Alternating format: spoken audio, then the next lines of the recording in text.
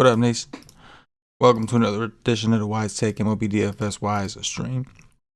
Damn. CK013 here. You can find me on Twitter at CK_013. And of course, I'm from the WiseTake Nation, which you can find on all the social media platforms that sit above or directly at WiseTake.com. If you're looking to take your DFS game to the next level, we are a premium DFS content provider as well as a DFS community designed to help make you a better DFS player. Go check us out. Day Pass is available if you want to try us out. That being said, if you're new to this channel, welcome. You've come to the right place for some free fire DFS content. So make sure you subscribe, hit notifications bell. Don't miss out on any of the free content we put out. Currently covering MLB slates Monday through Friday, and we stream live Sunday night through Thursday night with our first look. Pat Bush, what's happening, bro? Says, what's up, CK? How you doing tonight? Looks like I'm having a rough night. I still got the Dodgers stack, Astros, and Yankees in play, but I'm excited about tomorrow's slate. It sounds like you got a lot left, Pat. We'll have to see, man. Sounds like you got a lot left. Time to grind. What's going on, bro? Player Hater 1. I'm here early today, CK. Not gonna miss you live anymore. Minnesota looking good tomorrow. I appreciate it, man. I appreciate you making it, man. So, but for those of you who can't ever really catch it live, you know, it's all good to me, man. As long as you catch it, right? Whenever you can. I appreciate it. We got a 14-game slate to get to. It's a lot. It's a lot. So I'm not gonna mess around because I try to keep this show, Marquez. I see. Yeah. Oh, Pat, are you saying you played Marquez, or are you saying like you decided not to? I know you felt it. I know he's your boy. But yeah, we got a 14-game slate. I'm gonna go ahead and get things rolling with it. Starting with top pitchers. Nathan, what's going on, bro? Good to see you. Good to see you. Walker Buehler against Atlanta. Walker Buehler, a very good pitcher. Atlanta, very good offense. I know it's early. It's like 10:35 p.m. Eastern currently on Monday night. But I did see Urias, whatever, got off to a real good start with strikeouts. He had 3 Ks through his first 4 outs or some shit like that. So we'll have to see which way that goes. Either way, I'm not really too afraid of Atlanta. They have upside, but they do strike out. So as long as they strike out, it tells me there's some remnants of a floor there. You at least hope. As long as the pitcher is a strikeout pitcher. Lance McCullers, a little bit of an easier path against Seattle. In Seattle, very pitcher-friendly park. His numbers look pretty solid. 54% ground ball rate's always nice to see. Brandon Woodruff, we'll have to see how his teammate, Mr. Corbin Burns, does. These two have been weird, man. Ever since the sticky stuff went down, ever since that, these two have been weird. They both shown massive upside in certain spots, and they both really struggle to strike hitters out in certain spots. The Giants, we know, are very good offensively, but we know they strike out a lot, 25% against righties, to be exact. Charlie Morton. So the Dodgers offense is a little bit different. I do fear the Dodgers offense often. It doesn't mean I never take pitches against them. But it does lead me to down the road of on a 14-game slate, do I have to pitch a pitcher against them? And I don't think we have to. But I'll recognize he's one of the better pitchers on the slate. Lucas Giolito, I think, will be the chalk. He's got kind of everything except for the park. He's at home in the Hitters Park in Chicago. But he faces a Pittsburgh team that can be stingy with strikeouts, but can strike out. We've seen certain. I'm pretty sure Giolito has dominated Pittsburgh. I don't know. This is a weird thing I have in my head. I'll have to double check that while I write my article later. But 22.3% K rate for Pittsburgh against righties, but a 128 ISO, a 292 WOBA, and an 82 WRC plus against righties. So Giolito's looking like my favorite at the moment. I'm just concerned that he will be everybody's favorite. Hyunjin Ryu, maybe people chase with him after what Robbie Ray did. Baltimore against lefties is tricky, and I don't know if Ryu's strikeout upside is high enough. Austin Gomber, I think, is in play against Texas. I know Texas just did Marquez dirty. Just going to throw that out there, but I do think Gomber was on his way to having a pretty damn good year until that injury. And anytime you get a pitcher away from Coors, you almost feel like they're almost undervalued, unless your name is German Marquez. Sorry, Pat. Blake Snell. Looks like he's starting to come around. Exup and Sierra are coming down a little bit. The strikeout rate's been there. It hasn't really been an issue. Now, on the one hand, the D-backs only have a 21.5% K rate against lefties. And if you look, they have a 102 WRC+. Plus. They have played better against lefties in the second half of the season. But I'm pretty sure Blake Snell has dominated these guys this season. I'm pretty sure. Okay, I'm exaggerating. So it looks like he saw them. He did dominate them once. He was at home. 7 innings, 13 Ks. Went for 42 DraftKings points. He saw them again in his next start in Atlanta. 6 Ks, 2 earned runs, 5 innings. Still decent. But he went for 14.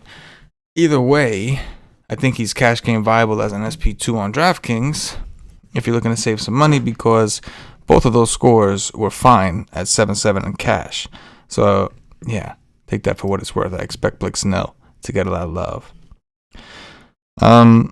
That's it. I mean, we got other guys we can discuss, but that's it of the more obvious choices. I'll leave it at that. We'll cover the rest in the article if there are any. Top offenses. The Blue Jays will be popular yet again. They are at home against Keegan Aiken, whose numbers are just horrific. George Springer is back. Toronto, where are you? 110 WRC plus against lefties, 170 at ISO, only a 20.8% K rate. I do think that Toronto will be pretty popular, and for good reason. The White Sox will probably get some attention against Bryce Wilson. Bryce Wilson's numbers also very bad. This park very good for hitting in Chicago, the White Sox park that is. And the White Sox are playing well right now, right? They seem to be pretty hot. You can see against righties a 109 WRC plus. They've tied Toronto. The ISO is still lacking, but they did just get healthy. Luis Robert, Eloy Jimenez, these guys, Grandal, they all kind of just came back. So, I do like the White Sox. Yes, I do. The Yankees could be kind of sneaky. They seem to always be low owned on the road for good reason this year. For most years, they've really been a home team, but they're just playing good baseball right now. I think Jaime Barria is... So initially it was supposed to be Ohtani, right? It was supposed to be Ohtani, but Ohtani, they said he's not going to start because he got hit in the hand with the ball. So he's just going to hit. So DraftKings had Jaime Barria. The Angels haven't announced who it is, but keep an eye on that. Attacking the Angels bullpen, if that's what they decide to do. Minnesota. Did somebody talk about Minnesota? I think somebody in the chat was talking about the Twins. I'm going to look real quick. I'm not going to hold everybody up. Maybe not. Say it again if I missed it. But anyway, yeah, the Twins against Zach Davies. Zach Davies on a team playing for nothing with terrible numbers. Maybe the motivation is to get to continue to play somewhere. Having a terrible season, 17.6% K rate. I think he's just bad. Now, Minnesota is not the greatest offense in the world, but they're scrappy, right? They're scrappy. They do have power. Like the guys they do have, Sano, Donaldson, even Kepler, like they got power. That's not really their issue. It's just, I mean, they had Nelson Cruz. You don't have Nelson Cruz. You lose Nelson Cruz, your offense ain't as good. That's just going to happen. Player hater mentioned him. Okay. I thought I missed it. That was you. Okay. Player hater, my bad. That was you. Good call. I did think the Twins stood out too. The Cubbies look sneaky in that game. Interesting. Who's pitching for Minnesota? Yeah, against Gant. Yeah. Oh, actually, you know what? I had that in the things to watch. Spoiler alert. Yes, that's right. Player hater. Buxton is back. The Phillies are the next offense against Patrick Corbin. They went off against Josiah Gray. We talked about that fly ball rate. Not that it was all homers. I think Harper hit a big home run. Then it was like a triple. So it wasn't like, they got there, right? But they'll face Patrick Corbin, who is having a down year. The thing, the Nationals are also interesting. Damn, I'm just spoiling all my things to watch. But the Nationals obviously aren't playing it for anything. Philly is kinda. They beat the Mets, took first place for like a couple of days, then Atlanta was like, "No, we out." Right? That's what happened there. But Patrick Corbin against Philly. We take a look at Philly. Where you at, Philly?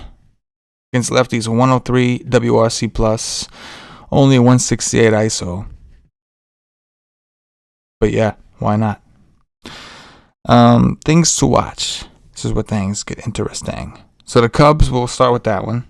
John Gant has struggled with lefties. These new Cubs are bad, but they've been better against lefties. Gant is obviously a righty. Just wanted to throw it out there. But Gant does appear to have some serious regression coming. Could be sneaky, but on a slate this large, you probably feel uncomfortable, playing an offense like the Cubs, unless you had multiple teams, right? If you had one team, you'd probably be uncomfortable. But if you don't like the Cubs, like at all, if you think, no, there's no way I'm stacking the Cubs, then why not consider John Gant? So either way, it's just something to keep an eye on, something to consider. The Nats against Matt Moore.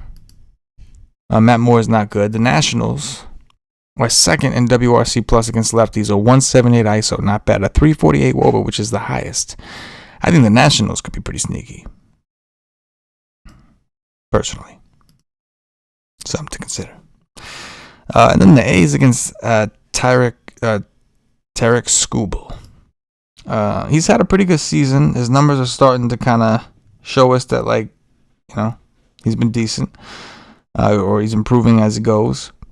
Problem is he's playing Oakland. This is a big park boost for Oakland. Pretty much any park except for like the Giants park basically is a park boost for Oakland at this point. They're playing at a park that favors right-handed power. Oakland has a lot of that. Oakland with a 102 WRC plus against lefties. A 162 ISO, which isn't great. 313 WOBA is not great, but a 21.7% K rate. They should put the ball in play. And again, Chapman's been heating up, so just something to pay attention to. I don't know. Down watch. And we are out of here. We're going to do this right now. I think I'm going to go. I almost feel like I have to go Grandal. Right? He's just been red hot. So we'll go Grandal. Vlad hit 2 home runs, but I'm not going to go Vlad. Because I already went Grandal. He's crazy expensive. We'll go Teoscar Hernandez, even though I want to go George Springer, even though all 3 of those guys are expensive. So I'll try to make this next one a cheap one. Miguel Sano.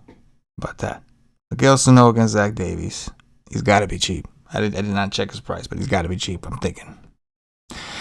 And that's today's Donk Watch. Appreciate those of you who were able to make it live. Appreciate those of you who listen to watch after the fact. NFL podcast starts next week. As far as we had our first episode, people go back. Paulie D and Patio Joe held it down. I'll be doing the next one with those guys, so I'm looking forward to that. And so it's a good time to be a part of the WiseTake Nation. NFL Pass is up. NFL Package is up. Pretty cheap, $74.99 I think it is for the whole season of NFL. You could also get look into our all sports packages. It may work out to be more beneficial if you play multiple sports. If you plan on playing NBA, go check that out. I don't know. Anyway, appreciate you guys.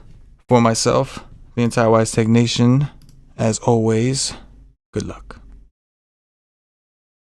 Yes.